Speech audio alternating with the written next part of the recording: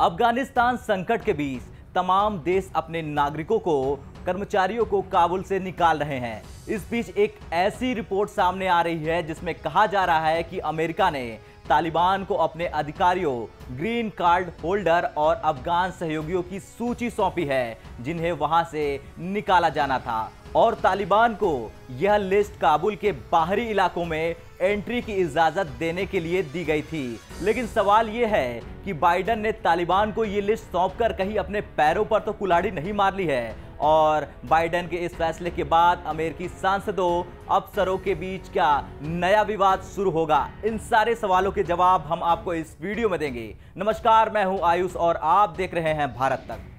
दरअसल इस फैसले पर सवाल उठाने वालों का कहना है कि ऐसा करके अमेरिका ने लोगों की जान जोखिम में डाल दी। अमेरिकी न्यूज वेबसाइट पॉलिटिको के मुताबिक पिछले सप्ताह अफगानिस्तान पर तालिबान के कब्जे के बाद हजारों लोगों की निकासी के लिए यह खाका तैयार किया गया था। 3 अमेरिकी सांसदों ने इसकी जानकारी पॉलिटिको के साथ साझा की थी। काबुल पर तालिबान के काबिज होने के बाद एयरपोर्ट पर अफरा तफरी का माहौल बन गया था।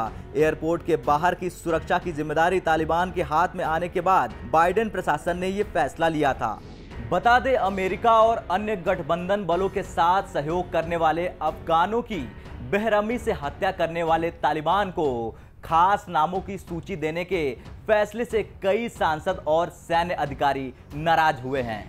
एक अधिकारी ने कहा कि वास्तव में अमेरिकी प्रशासन ने इन अफगानों को तालिबान की हंट लिस्ट में डाल दिया है। यह सिर्फ भयावह और चौंकाने वाला है। इससे आप बुरा महसूस करते हैं। तो वहीं गुरुवार को कॉन्फ्रेंस के दौरान पॉलिटिको की रिपोर्टिंग के बारे में पूछे जाने पर राष्ट्रपति जो बाइडेन ने कहा कि उन्हें नहीं पता कि ऐसी कोई लिस्ट है, लेकिन इस बात से इनकार भी नहीं किया गया कि कभी कभी अमेरिका ऐसे नामों की लिस्ट तालिबान को सौंपता है। कई मौकों पर हमारी सेना तालिबान में अपने सैन्य समकक्षों से संपर्क किया है। मैं आपको किसी भी तरह से यह नहीं बता सकता कि वास्तव में नामों की एक सूची है। ऐसा संभव है। मान लीजिए कि हमने कहा कि 12 लोग हैं जो किसी विशेष इलाके में गुजरने वाले हैं और आप उन्हें पास दीजिए, तो उन्हें आने दिया गया और सब कुछ बहुत अच्छे से हुआ। काबुल पर काबिज होने के बाद निकासी की शुरुआती दिनों में हवाई अड्डे पर अमेरिकी सैन्य और राजनयिक दल ने तालिबान को उन लोगों की सूची मुहैया कराई थी जिन्होंने पिछले 20 सालों में अमेरिकी सैनिकों की मदद की थी